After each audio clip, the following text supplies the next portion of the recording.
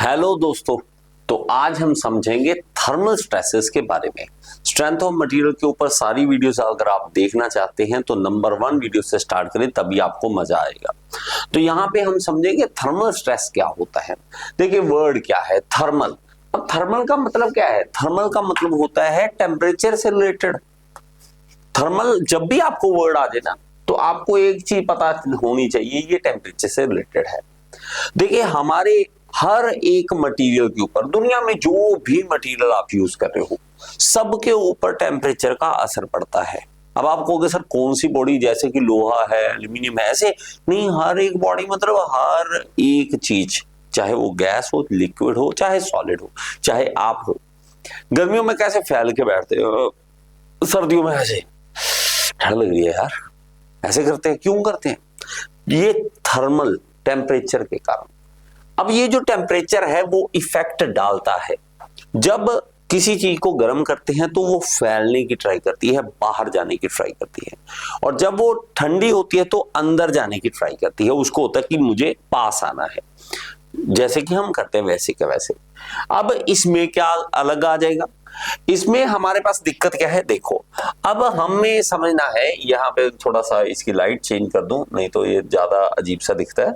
यहाँ पे देखो, अब मान लीजिए मैं यहाँ पे कोई एक यहाँ पे आयरन का पीस रखता हूं, नीचे इसको गर्म करता हूं। लो जी, गरम गरम गरम गरम कर दिया। जब गर्म किया तो इसकी ना लेंथ बढ़ना चाहती थी और लेंथ बढ़ गई। क्यों? क्योंकि कोई रोकने वाला नहीं है। अगर कोई रोकने वाला नहीं होगा तो इसके अंदर कोई भी स्ट्रेस नहीं होगी, नो स्ट्रेस एट ऑल। हमारे पास इसके अंदर कोई भी स्ट्रेस नहीं होगी क्योंकि कोई रोकने वाला ही नहीं है ना, ठीक है। और अगर लेकिन प्रॉब्लम क्या है, अगर कोई रोकने वाला हो तो मैं अगर यहाँ पे इसको रोक देता हूं यहां पर कि इससे आगे तुझे नहीं बढ़ना, मतलब ये है फिक्स है, इस साइड से जो है वो फिक्स है।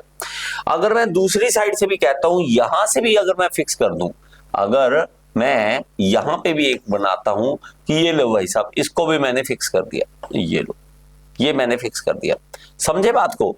अब मैंने इसको फिक्स किया तो अब ये तो चाहता था बढ़ना, लेकिन इसको बढ़ने नहीं दिया। अगर नहीं बढ़ने दोगे तो क्या आएगा? इसके अंदर स्ट्रेस आएगा, क्योंकि ये तो बाहर फैलना चाहता था, उसने रोक दिया। नहीं नहीं नहीं नहीं नहीं, हम जाना चाहते हैं, नहीं नहीं नहीं, ऐसे कैसे जाने देंगे?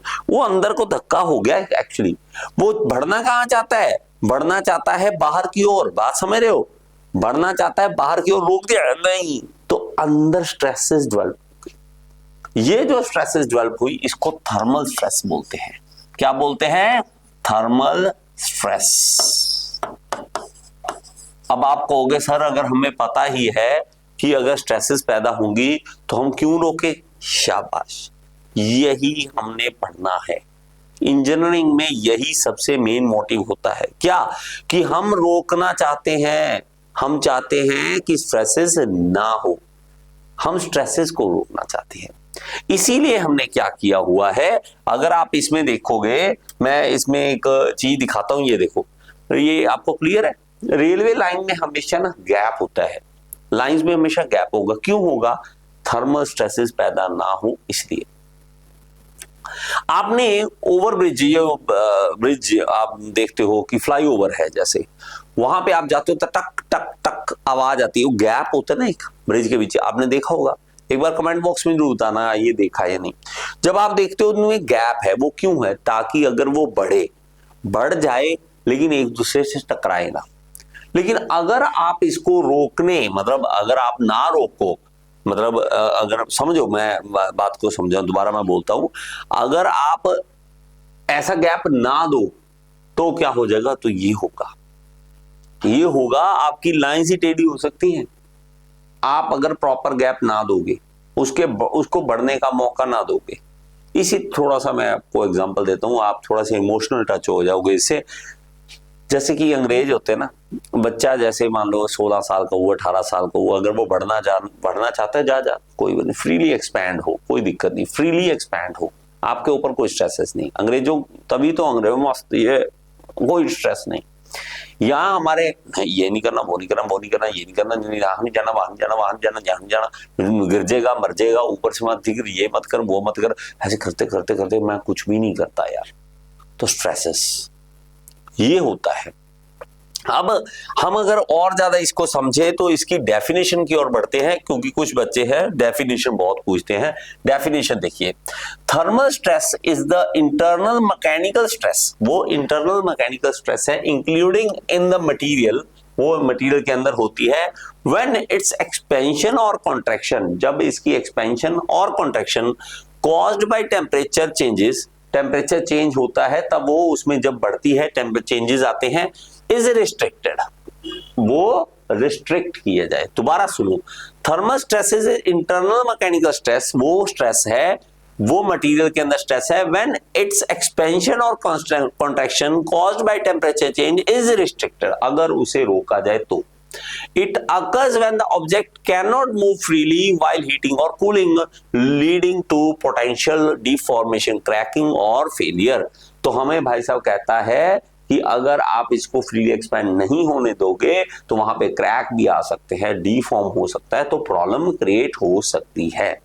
तो हम अगर समझना चाहते हैं इसको, तो ये सिंपल सी बात है। अगर मैं इसको सिंपल भाषा में समझाऊं, अगर मान लीजिए यहाँ पे मैं किसी का टेम्परेचर बढ़ाता हूं, जो मैंने पहले भी एग्जांपल दी आपको, अगर मैं इसके टेम्परेचर बढ़ाता हूं, अब आप कहोगे सर बार बार आग जलाने की नहीं, आग तो बाहर जल रही है, एक बार गर्मियों के दिन चल रहे हैं, मई के महीना, ये बाहर जाके देखो आग कितनी बढ़ रही है, ठीक है। नॉर्थ इंडिया में मैं खड़ा हूँ, चंडीगढ़ में हूँ, तो यहाँ से बहुत बहुत गर्मी पड़ती है, ठीक है। चंडीगढ़ में ये ऑफलाइन सेंटर है मेरा, ऑफलाइन सेंटर में जेई की कोचिंग भी करवाते हैं, ऑनलाइन भी करवाते हैं, ऑफलाइन भी करवाते हैं, ठीक है। यहाँ पे अगर मैं देखूं कि मेरे पास यहाँ पे मान लीजिए मैं इस तरह से देखता हूँ, इसको रोका गया, इसको रोका गया, मान लीजिए कि इसको रोकते हैं, जस्ट होल्ड ऑन, इसको कलर कर देते ये, ठीक है। इसको रोका गया कि नहीं नहीं नहीं आपको बढ़ने नहीं दिया जाएगा, बढ़ने नहीं दिया जाएगा, और इसका टेम्परेचर बढ़ा दिया, इसका टेम्परेचर बढ़ा दिया, तो इसमें जो स्ट्रेसेस डेवलप होगी ना, यहां पे मैंने पहले भी आपको समझाया, दोबारा समझ लीजिए इसको बात को।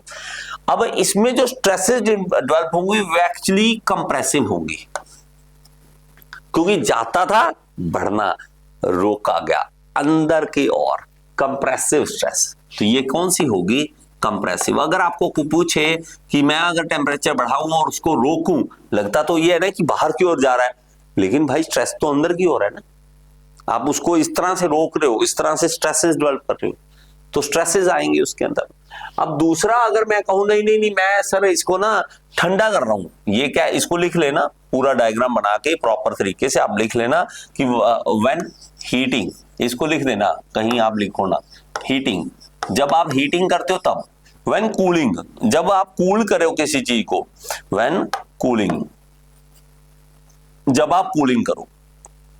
अब आप कूलिंग करोगे तो भाई साहब इसको फिर से मैं रोकता हूं, मान लीजिए मैं कहता हूं नहीं नहीं तुझे नहीं बढ़ने, सॉरी अंदर की ओर नहीं जाने देंगे, कॉन्ट्रैक्ट नहीं होने देंगे, ना तो बढ़ने दे रहे हैं ना कॉन्ट्रैक्ट होने दे रहे हैं।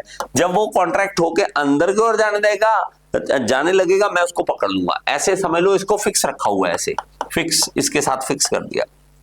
जब ये बाहर की ओर, अब देखो समझो, यहां बाहर की ओर बढ़ रहा था, मैंने अंदर की ओर दबा दिया उसको, जब ये अंदर की ओर आना चाहता है तो उसने पकड़ लिया, तो उसके ऊपर टेंसाइल स्ट्रेसेस आ गई। थोड़ा उल्टा सा लगता है ना, उल्टा सा लगता है ना, टेंसाइल स्ट्रेस आ गई। आप में कौन से जो स्टूडेंट है वो डिप्लोमा कर रहे हैं, एक बार कमेंट बॉक्स में जरूर बताना, डिप्लोमा कर रहे हैं, कौन से कॉलेज से कर रहे हैं, या बीटेक कर रहे हैं तो कौन से कॉलेज से कर रहे हैं, और आप में से जेई की तैयारी कौन कर रहा है, जूनियर इंजीनियर की तैयारी कौन कर रहा है, एक बार जरूर बताना, ठीक है। अब बात करते हैं कि इसमें फॉर्मूला क्या होगा। तो मैं कहता हूं कि अगर लेंथ चेंज होगी, मान लीजिए मैं अगर कहता हूं कि फ्रीली एक्सपैंड था, उसमें मैंने इसमें देखा कि डेल्टा एल कितना होता, अगर उसको फ्रीली एक्सपैंड करता तो डेल्टा एल कितना होता, तो वो डायरेक्टली प्रोपोर्शनल होता जितनी उसकी लेंथ है उसके हिसाब से। लेंथ कम है तो कम चेंज इन लेंथ आता, ज्यादा लेंथ है तो चेंज इन लेंथ ज्यादा आता। अगर इसका डायरेक्टली प्रोपोर्शनल है और डेल्टा एल एक और के डायरेक्टली प्रोपोर्शनल है, किसके, टेम्परेचर के चेंज के, कि टेम्परेचर के चेंज पे भी वो डिपेंड करता है कितना टेम्परेचर चेंज कर रहे हो। आप 10 डिग्री कर रहे हो, 20 डिग्री, जैसे हम नॉर्थ इंडिया में बात करें यहाँ पे 5 डिग्री भी टेम्परेचर मिनिमम चला जाता है और मैक्सिमम 45 भी चला जाता है, तो 40 डिग्री का चेंज आ जाता है। तो जान तो निकलेगी ना, ऑब्वियसली, बात समझ रहे हो। तो जान तो निकलेगी उसकी। तो डेल्टा एल दो चीजों के ऊपर डिपेंड कर रहा है, एल और डेल्टा टी।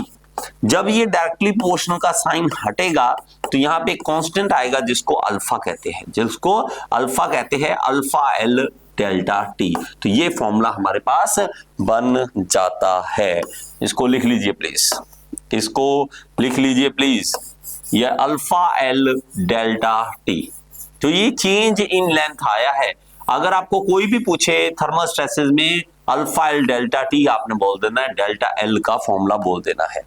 समझ गए, समझ आई। अब मैं अगर इसमें ये देखो, अब आप कहोगे सर ये अल्फा कहां से आ गया, अल्फा क्या चीज है? अल्फा है कोएफिशिएंट ऑफ लीनियर एक्सपेंशन। मतलब इसका मतलब है ये जो मटेरियल का ये है ना अल्फा, हर एक मटेरियल का अल्फा अलग होगा। ये एक कांस्टेंट है। कांस्टेंट बड़ी जबरदस्त चीज है। उस मटेरियल, जिस भी मटेरियल का आप देखोगे अल्फा वो फिक्स है तो हमें मजा आ जाता है। अब आप कहेंगे सर अल्फा है कितना, वो कैसे पता चले?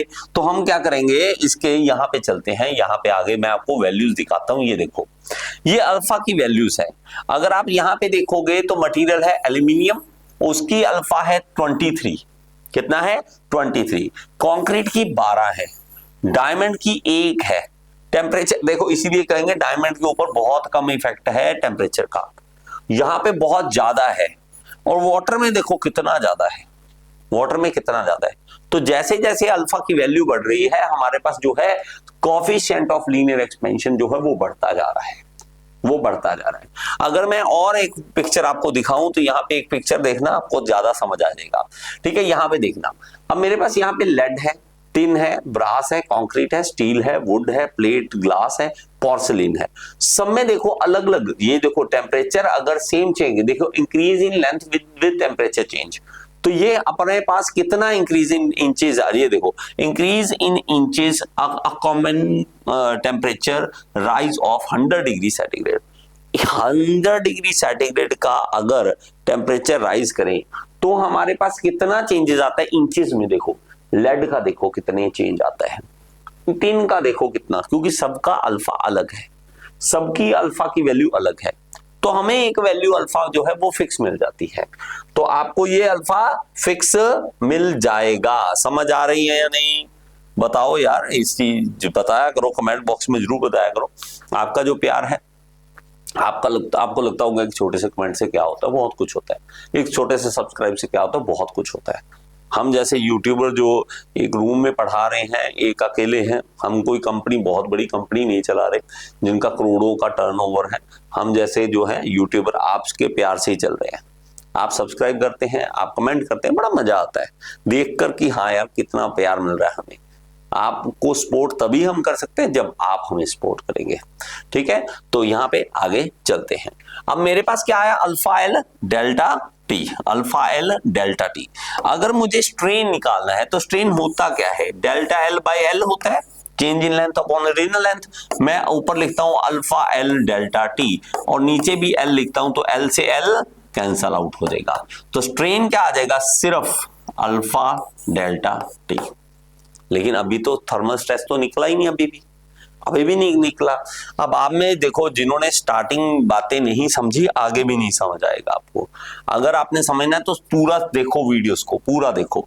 अगर ई देखे, यंग्स मॉडुलस क्या होता है, वो होता है स्ट्रेस अपॉन स्ट्रेन। कोई लोग इसको छोटा ई लिखते हैं, कोई एप्सिलॉन लिखते हैं, आपकी मर्जी होती है। अब मैं अगर लिखूं स्ट्रेन को इस साइड ले जाऊं, ठीक है, या मैं स्ट्रेस निकालना चाहता हूं, सिंपल सी बात है। मान लो स्ट्रेस निकालना चाहते हो तो स्ट्रेस कैसे निकलेगा, ई इंटू स्ट्रेन। ई क्या है, यंग्स मॉडुलस ऑफ इलास्टिसिटी।